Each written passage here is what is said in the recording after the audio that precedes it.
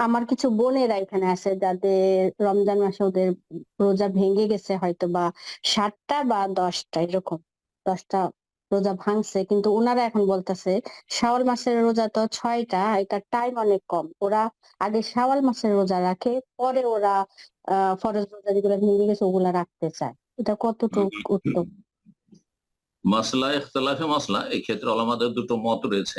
একদল বলছেন যে আগে রমজান পুরা করতে হবে আর তারপরে শাওয়াল মাসে রোজা রাখতে হবে। বেশ কিছু ওলামা, আরো ওলামারাও শেখেরাও কিছু বলেছেন। কিন্তু আরেক দল বলছেন যে কাজা করার জন্য 11 মাস আল্লাহ ছাড় দিয়েছেন, আর শাওয়াল মাসের রোজা শাওয়াল মাসে রাখতে হবে 6টি। সুতরাং এই ক্ষেত্রে খুব বেশি তো উত্তম বলা যেতে পারে, উত্তম বলা যেতে পারে যে আগে কাজাগুলি করে নিক আর তারপরে 6টি শাওয়ালে রোজা রাখুক। কিন্তু এটাকে একবার আবশ্যক বলে দেওয়া, না হলে নেকি পাবে না, নেকি পাওয়ার জন্য শর্ত হচ্ছে আগে রমজান কমপ্লিট করুক আর তারপরে তখন শাওয়াল রাখুক, না, এই ফতুয়া আমি তো আলহামদুলিল্লাহ এটাকে আমি ঠিক মনে করি না।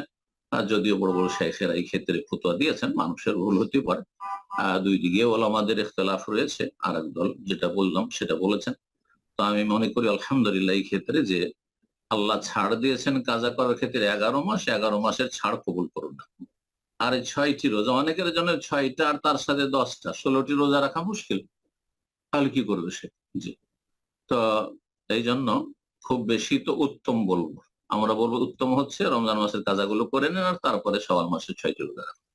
কিন্তু একবার আবশ্যক মানসামা রমজান সুম্মা আতবাহু, যেহেতু বলেছে রমজান মাসের যে রোজা রাখলো তারপরে তারপরে 6টি রাখলো, সেই জন্য এই শব্দের অর্থ করে আগে রমজান কমপ্লিট তারপরে 6, না, এটি তাদের ইজতিহাদ, আর ইজতিহাদি মাসলা ইখতিলাফের সুযোগ আছে। তাদের যেমন মত পোষণ করার সুযোগ আছে, তেমনি তার বিপরীত মত পোষণেরও সুযোগ রয়েছে, মাসলা ইজতিহাদি। আল্লাহ তাআলা আলম। জি।